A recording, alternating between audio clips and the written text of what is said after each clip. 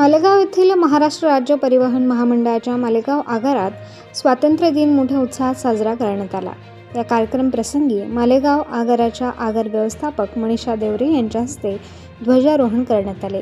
सदर प्रसंगी मालेगाव आगारातील वाहतूक नियंत्रक सुरेश सोनवणे यांचे भारतीय सैन्य दलात असलेले पुत्र नितीन सोनवणे, पॅरा कमांडो 2 यांचा तसेच आगारातील सर्व माजी सैनिक असलेले सुरक्षा रक्षक यांचा सत्कार करण्यात आला। त्याचबरोबर स्वातंत्र्य दिनानिमित्त मालेगाव आगारात उत्कृष्ट कामगिरी करणाऱ्या चालक वाहक कार्यशाळा कर्मचारी यांचा सत्कार देखील करण्यात आला।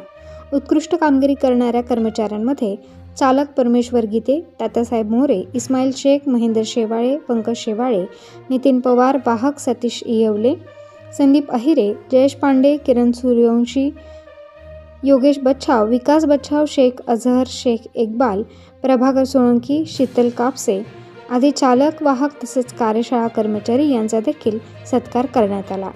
सदर कार्यक्रम प्रसंगी आगार व्यवस्थापक मनीषा देवरे, स्थानक प्रमुख दीपक रामराजे, वाहतूक नियंत्रक नामदेव माळी, भरत सुरजे, सुरेश सोनवणे, कार्यशाळा अधीक्षक कोल्हे आदींसह आगारातील अधिकारी कर्मचारी मोठ्या संख्येने उपस्थित होते। प्रबंधभूमी महाराष्ट्रासाठी प्रभाकर सोळंकी, मालेगाव।